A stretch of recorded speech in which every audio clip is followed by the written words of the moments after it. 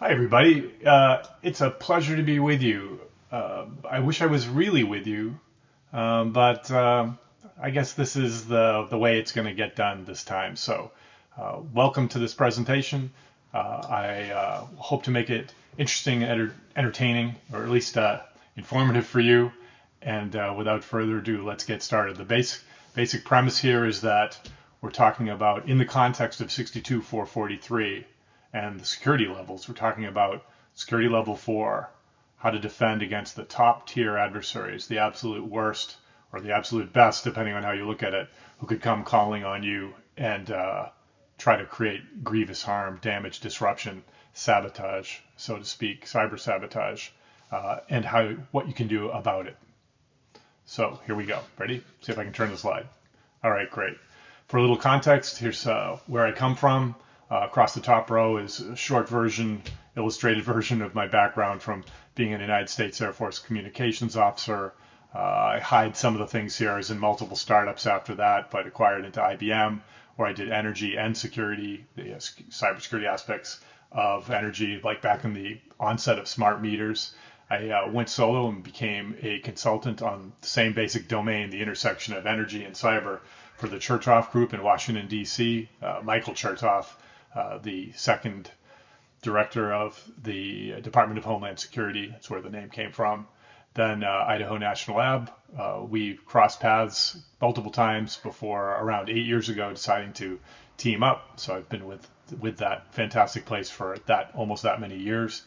And more recently, I've added on. I didn't switch to Atlantic Council. I've added on as a fellow to the think tank in Washington, D.C. and their Global Energy Center, which allows us to talk about many interesting topics as we go through the energy transition, as cyber attacks become more damaging, as Russia invades Ukraine, with all the physical and cyber ramifications of that ongoing conflict.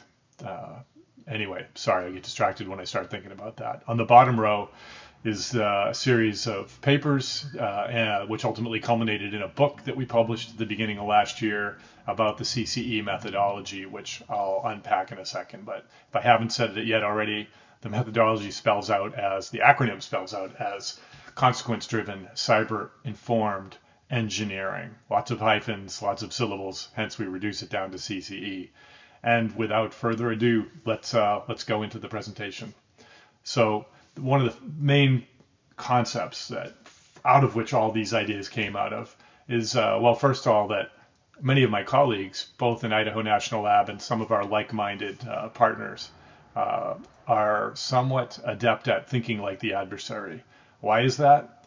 Because in many cases, they came from non-defensive cyber operation backgrounds. So they know what it's like to look in from the outside at an organization that thinks that it's done a good job securing its networks and its systems and its people. And yet there are just so many seams, so many ways in for folks that have some skills and have time and have money, other resources. There's a million ways in. So to pretend that you're being successful and keeping the best adversaries at bay, that is folly. And here we are with one manifestation of that folly, the idea of calculating likelihood as part of the classic risk equation. Risk equals likelihood times impact. People spend lots of time and lots of money, and I guess in the old days, chalk, and now probably just more and more pixels, trying to determine what's the chances that somebody is going to come calling on our enterprise in the next year with big capabilities, and if they do, how successful will we be? Because we've spent all this money on cybersecurity and firewalls and intrusion detection and training and everything. Will we keep them out? What's the likelihood of that? What's the likelihood of a successful cyber attack? My colleagues tend to think this is not the best way to spend your time or your money, especially when we assume that the adversary will be successful in getting in. And here's General Michael Hayden, former CIA director, laying it out in plain language. They're going to get over it. Wait, they're going to get in. Get over it. So Now what do you want to do? In my world, in the world of the CCE methodology, the likelihood or the probability number goes to 1. It's not a fraction. It's not a percentage. And that means that everything is organized. Everything we do is organized around the concept of consequence or impact. And what do you want to do? How do you want to minimize that impact or consequence of what the adversary thinks will be a successful cyber attack? Okay. Context 62443, security levels, as I mentioned, all the way from 0, don't do a damn thing, to 4, the very, very best. How do you defend against the very best patient adaptive adversaries? They have time, they have money, they have great people and great tools. How do you do something? How do you do something to still keep all your lights on, so to speak? Keep your business running if it's critical infrastructure. Keep your military mission on track if that's what you do against adversaries like this. It is daunting, and I would argue that no matter how many trips you make to the RSA showroom floor for the latest, greatest quantum crypto blockchain firewall, it's not going to necessarily keep the level 4 people at bay, not for long. Okay, so the methodology, CCE. Here it is spelled out for you one more time. I won't even bother saying it. It has 4 phases, and the next part of the presentation is I'm going to walk you through each phase. Not in mind-numbing detail, just enough so that you get a sense for it if you haven't encountered it before. And there's plenty of materials around, including in the book, but not just in the book, if you want to go deeper on any of the phases or all of it altogether.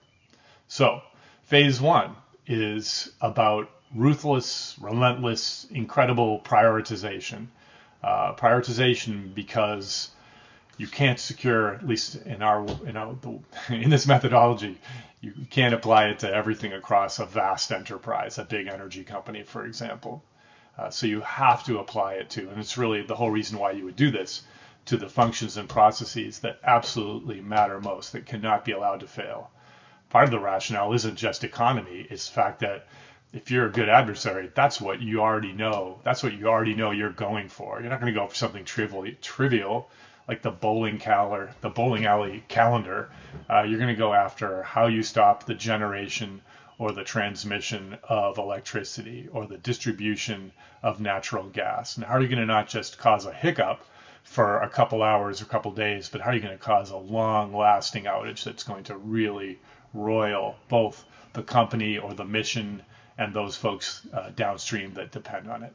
So we create a method, a process for racking and stacking these most critical functions. We do this collaboratively with the entity, with the seniors at a company or a military mission owner, and use a variety of criteria. These are placeholder ones that you can see in the green circles around the blue one. We weight them. Again, everything is tailored to the particular function, the particular mission of that organization. And the whole purpose is so that we can have a way that everyone can agree on, that when we bubble up to this is the absolute most important function that must not be allowed to fail, that we can then go and say, well, what's the next most important one? It allows us to say, okay, here's a half a dozen we want to pursue in this first go round, say, and number 7 is important too, but we got to cut it off somewhere if we're going to get this job done initially. We can come back later in a subsequent round, or the entity can come back once it's been gotten experience and gotten training. They can come back around and do more, but the process is as much on-the-job training as it is what appears to be an assessment. We like it so that if we leave, my INL colleagues or our partner colleagues, that company or that military unit is forever changed. It's changed in the minds of the people, how they view this risk and how they view the approaches to responding to it. And it is best when it is codified in policy, so that even when those people change, when they go to other places or they retire, this just becomes the normal way of doing business. So that's phase 1, consequence prioritization. We don't worry about likelihood. We go straight to consequence. Phase 2 is a mapping of all the people and the process and the technology, the whole ecosystem, the whole landscape that the adversary goes to school on to understand the pathway that they would take to reach their objectives. The objectives being what we said back in phase one, to kill the company or kill the military mission by taking out its most important, highest consequence processes or functions. So here we are going deep on computers, software, databases, the processes and the people that use them. And this can be on premises, this can be cloud. This is certainly in the operational side of the organization, with some look into IT as well, because we've seen the interdependencies that you can brick IT, as we saw in Norsk Hydro, as we saw in Colonial Pipeline, and have profound impacts to what gets made, what gets moved, that is fundamental to that organization. So IT is part of it. Our thrust clearly, though, is on operations, and you'll see that as we go further in. Phase 3, consequence-based targeting, is where we put on the evil bit. We go after we build out the kill chains, basically, is what I'm trying to say. We're become targeters, or we have a targeter, person who's experienced not just in targeting IT systems, but knows a lot of engineering, knows a lot of process, and so is used to building kill chains in that context. So what's their job? There's some prioritization here too, and it has to do with identifying the easiest, highest confidence ways in through that landscape that we drew in phase 2 to be able to reach the targets, to develop the payload, to test it, to make sure that it would work. And then we rack and stack those kill chains by, again, how easy they are to pull off, because the adversary doesn't make extra money by taking the long way home. They will find the highest consequence, simplest way to get through whatever defenses there are and create the effect. Rack and stack them, we prioritize them, and then we move on to phase 4. Phase 4 is where we say, okay, this is how we would imagine we're briefing the C-suite, right? Or admiral or general in charge of a military mission. Here's how we would kill you with confidence. That's what we've showed you up to phase 3. And phase 4 is, here's how we can stop that from happening. First, we turn first to engineering first principles. We aren't going back to the exhibition hall at RSA.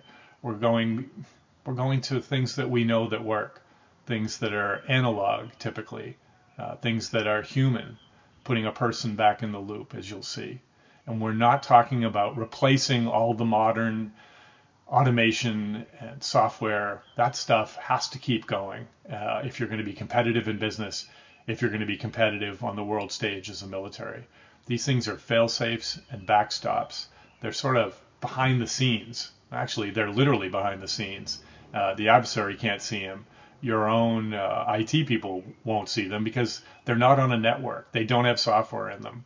But they do have the ability to shut a machine down gracefully, or a bunch of machines down gracefully, if and when they're given the command to kill themselves by digital means. That's the whole point of this, is how to make sure that the very worst thing doesn't happen. So it's possibly, if an adversary attacks in a CCE context, and they're excellent, and they are able to create the payload that would kill a bunch of turbines, for example, the graceful shutdown of those machines is a disruption. That is a problem. Imagine in a manufacturing context, in addition to oil, water, and other critical infrastructure services, this is money lost.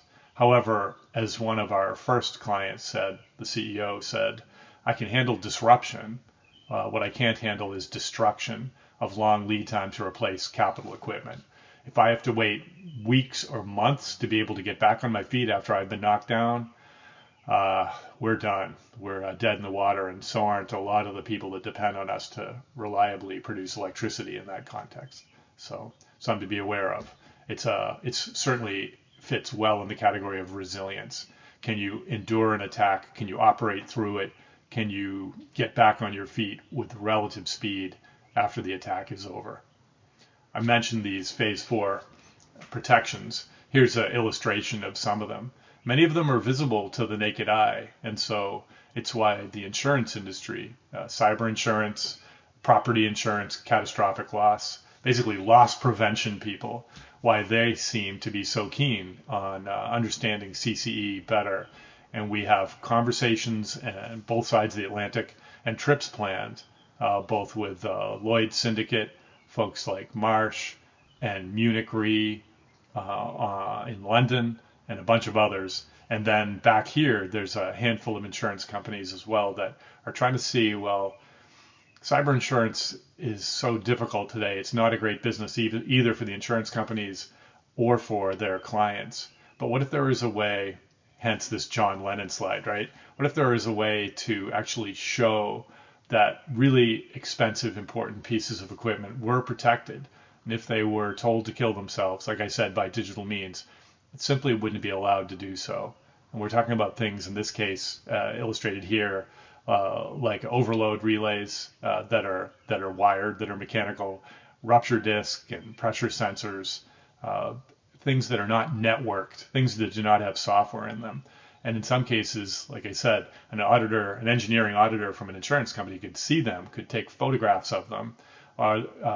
Experienced engineer could look at the wiring diagrams, the blueprints, the other schematics, and say, yeah, the way they have this thing set up, nobody says impossible in cybersecurity, but you could say it'd be very, very difficult. It'd be much more likely if the adversary wanted to create the effect they have in mind, they'd have to actually come physically onto the premises. They'd have to get by the gates, guards, and guns of physical security, and I don't know, bring a hammer, bring an explosive to create the effects that they otherwise wish they could do more conveniently, more safely, long distance. I mentioned, in addition to the analog technologies behind the scenes, the idea of putting a person back in the loop. Of course, one of the values of automation and automating everything that's happening now, also goes by the term modernizing, is removing people, because people cost money, they can make mistakes, you can't depend on them, they get sick. If we can just have machines do everything, they'll be faster, they won't make mistakes, and we don't have to pay them after we've paid for them, right? However, we would argue in the CCE world that this is sometimes, if not often, a mistake, depending on what the process is, what the critical function is. This person may be, the person you're thinking of letting go, or that you did let go, may have been worth many times their salary, and you should reconsider that decision of making someone redundant. In this case, this is like an extreme example. There's a PBS special called The Man Who Saved the World. It's about a lieutenant colonel in the Soviet Union in 1983 who designed an early warning system for ballistic attacks coming from the United States into the Soviet Union, the then Soviet Union, and how the system, which was like their early version of NORAD that we have in Cheyenne Mountain in Colorado Springs, told them on one evening at midnight in September that a massive attack was coming at them, which means they should get ready to launch all their missiles too before ours hit. This guy, Stanislav Petrov, designed the system, and he knew that it still hadn't been fully tested. They were probably possible these were false positives, but in the heat of battle with sirens sounding and flashing lights in a control center, things got pretty hairy. He was able to intervene and say to the generals and the other people in authority, listen, talk about consequences. This might not be really happening. Let's wait. Can we wait before we call the Kremlin and see if these missiles are really flying, if they're really inbound? And they did. They checked with their other watch posts around the world, and they didn't see anything. They saw no evidence of a U.S. launch of submarine launched or ground launch or air launch ballistic missiles. They stood down, and so we didn't have the end of the world in September 1983. That's a little extreme, but depending on who you are, where you work, what your mission is, you can imagine having somebody that knows the way things really work behind the scenes, behind all the automation, could be really useful in a time when you can't trust what you're seeing on the screens, or you can't trust that someone's not operating your equipment separately from you and your folks. So CCE, we're coming down the home stretch, just so you know. Just want to let you know that there is training for it. We call the intro 2-day class Accelerate. We have a longer 5-day class for partners and clients called Boot Camp. And it's just to get you much more information that I'm passing you here. We do so using the scenarios. Remember, I mentioned them in phase one. We do case studies to make it really tangible, really visceral understanding of the way this thing works in the field. And there'll be sometimes we do it virtually, thanks to the pandemic as well. But we try to do it in person, and our partners try to do it in person too. Speaking of partners, here's the first three of them. One is a water-focused engineering design firm in the United States called West Yost. So they're very engineering-oriented, just focused on the water sector. And then 1898, which is a consulting arm of the large engineering company Burns McDonnell, and then Black & Veatch itself. These guys are all trained up, are all licensed, and talking to their clients about how to best first educate and then deliver engagements around CCE to give them a semblance, if not in reality, security level 62443 security level 4 type defenses, type protections, type of confidence. So this is it. Let me move myself so you can see information. The city is Milwaukee, my new hometown. Originally I'm from Boston, but I like it here. Small, mid-size city on the banks of Lake Michigan. Give you my email, happy to write me. Twitter, love to follow or interact in that domain. And if you want to dig down on your own on CCE, we've got a lot of materials at that URL. All right, so without further ado, I hope this has been okay for you, and happy to answer questions when we have them, when you have them. And that's it. Enjoy the rest of the conference, and hope to meet you in the real world someday soon. Bye-bye.